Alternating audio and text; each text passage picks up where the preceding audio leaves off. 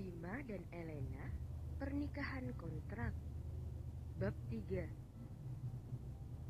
Bima tengah duduk di kursi kebesarannya sambil mengetuk-ketuk mejanya dengan jari telunjuknya. Kepalanya menengadah ke atas langit-langit kantornya dengan posisi bersandar di kursi. Kepalanya terisi pening meski bukan karena pekerjaan. Karena kata-kata kedua orang tuanya semalam membuat dia benar-benar kepikiran. Bim, jika dalam jangka sebulan kau masih belum mengenalkan calon istrimu pada kami, maka dengan senang hati Papa akan memberikan posisimu pada Andra. Yang benar saja, bagaimana mungkin ayahnya dengan gampangnya mau menyerahkan posisi Bima kepada Andra yang notabene hanya keponakannya saja. Perkataan ayahnya benar-benar membuat Bima kebingungan. Di mana dia akan mendapatkan calon istri secepat itu? Well, jika Bima ingin, sebenarnya banyak wanita yang bisa dia perkenalkan sebagai calon istrinya. Namun sayangnya, kualifikasi kedua orang tuanya sangatlah berbeda dari kebanyakan orang tua konglomerat yang lain. Jika orang tua teman-temannya hanya melihat dari latar belakang keluarga, pendidikan, dan aset kekayaan seorang wanita yang akan dijadikan calon mantu. Berbeda hal dengan orang tua Bima. Masa bodoh mengenai bibit, bebet, dan bobotnya. Bagi orang tua Bima, itu tidak masalah. Selama dia dari keluarga baik-baik saja itu sudah cukup. Persetan dengan keyakinan. Toh, harta mereka juga tidak akan habis 7 turunan. Pertama, syarat dari sang ibu, dia menginginkan menantu yang jago memasak, cekatan di dapur, bisa mengerjakan pekerjaan rumah dengan telaten dan harus punya sopan santun kepada yang lebih tua, meski apapun pekerjaan orang itu. Lalu, kenapa ibunya tidak sekalian menikahkan dia dengan salah satu pembantu di rumahnya saja? Kedua, syarat dari ayahnya, calon menantunya harus pintar berkebun, bisa memancing, dan wajib hobi bola. Kenapa ayah Bima tidak menikahkan Bima dengan Pak Ardi saja? Karena hanya Pak Ardi yang bisa meladeni hobi ayahnya itu. Semuanya membuat kepala Bima terasa berputar. Dia memijit pangkal hidungnya sambil berpikir, di mana ada gadis yang sesuai dengan permintaan orang tuanya itu. Hingga ketukan pintu kantornya membuat Bima tersadar.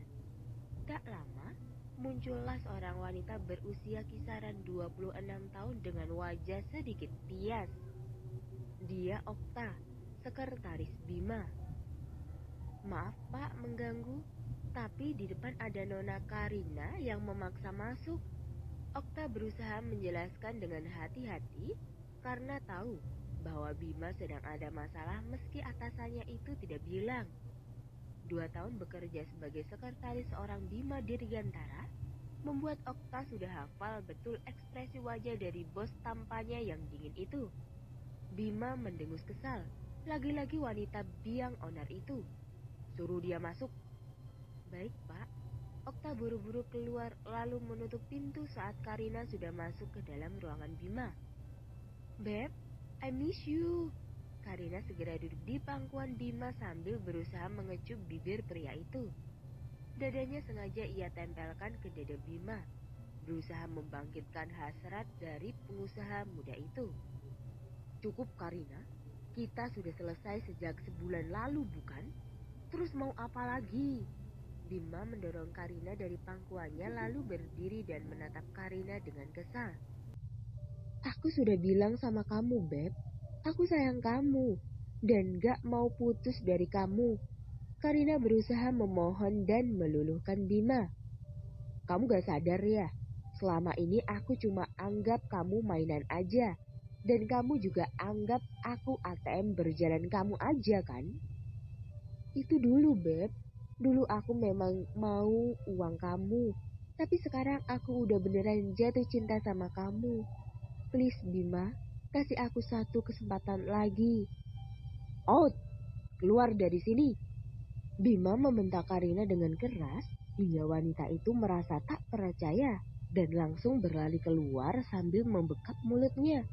Bima kembali duduk di kursinya, menyisir rambutnya dengan jemari sebelum menekan intercom di mejanya. "Panggil Sam ke ruangan saya, sekarang."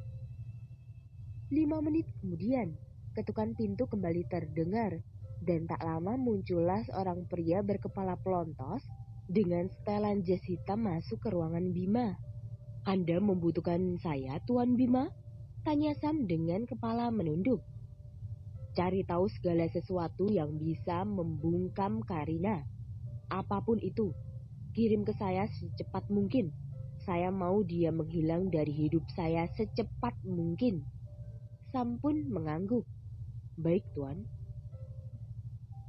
Karina, model yang saat ini sedang naik daun, merupakan salah satu koleksi wanita milik Bima. Mereka bertemu 6 bulan yang lalu di Paris Fashion Week dan berlanjut hingga sebulan kemudian.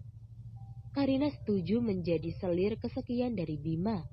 Namun, wanita itu mulai memanfaatkan kekuasaan Bima dan mulai menjatuhkan orang lain. Sebenarnya Bima tak masalah dan tak peduli, sampai pada akhirnya orang yang diusik adalah ibunya. Kejadian itu terjadi sekitar 3 bulan lalu di salah satu mal di kota ini. "Awas Bu, saya mau duduk," ucap Karina angkuh kepada wanita parubaya yang sedang duduk di sofa toko brand ternama. "Itu tempat lain masih banyak yang kosong. Kamu duduk di sana saja," balas wanita parubaya itu. Mendengar hal itu, Karina langsung tersulut emosi dan menyiram wanita itu dengan air mineral di tangannya. Sontak wanita paruh baya tersebut berdiri dan merasa syok melihat pakaiannya yang basah. Karyawan di toko itu hanya melihat dan tidak ada yang berani untuk melerai keduanya. Karina hanya tersenyum miring penuh kemenangan. "Apa yang kau lakukan?" wanita parubaya itu bertanya. "Itu akibat jika tidak menuruti keinginan Karina Munaf, tunangan Bima Dirgantara." "Apa katamu? Bima? Di mana dia?" Wanita paruh baya itu berusaha mencari keberadaan Bima. "Sebentar lagi dia akan ke sini. Tunggu saja," jawab Karina. Lalu tak lama yang ditunggu akhirnya datang juga. Bima muncul sambil berbicara lewat telepon dengan seseorang. "Halo Ma, kok nggak ngomong? Mama kenapa?" Bima sedikit bingung karena tidak mendengar jawaban dari ibunya. Bima lantas memutus panggilan, lalu berusaha menelepon kembali namun urung saat Karina tiba-tiba memeluknya posesif. "Beb, kok lama banget sih?" tanya Karina sambil bergelayut manja di lengan Bima. "Kenapa memangnya?" Bima balik bertanya. "Ada ibu-ibu yang cari masalah sama aku," ucapnya dengan nada sok imutnya. "Oh iya? Mana?" "Tuh, lagi ngeringin baju pakai hair dryer," ucap Karina sambil menunjuk wanita parubaya yang membelakangi mereka. Pandangan Bima mengikuti arah tangan Karina. "Mati aku." Itulah ungkapan hati Bima yang terdalam ketika melihat wanita parubaya itu berbalik. Dia merasa benar-benar sudah dijerumuskan ke dalam neraka oleh Karina. Wanita parubaya itu melangkah pelan mendekati Bima dengan tatapan elang mode on. Sontak Bima segera menelan ludah kasarnya dan mematung di tempat. "Halo Bima Dirgantara." Wanita parubaya itu menyapa dengan ramah yang terdengar di telinga Bima seperti panggilan malaikat maut. "Jangan cari muka di depan tunanganku, ibu tua." Karina membentak wanita parubaya tersebut yang membuat Bima naik pitam. "Jaga bicaramu, Karina," Bima mengingatkan. "Tunangan? Sejak kapan?" wanita parubaya itu bertanya lagi. "Jangan sok ikut campur urusan orang," Karina kembali membentak. "Nak, sejak kapan kau tunangan dan tidak mengundang ibu tuamu ini?" tanya wanita itu lagi. Dahi Bima mulai berkeringat. Jantungnya berdetak semakin cepat. Jika seperti ini, dia sudah tahu bahwa dia akan berada dalam masalah besar sekarang. "Ma, Mama jangan percaya omongan Karina, Ma. Bima segera melepas rangkulan Karina di lengannya, lalu segera merangkul wanita parubaya itu yang tak lain adalah ibunya. Bima sama Karina gak ada apa-apa kok. Bim, kok kamu gitu sih?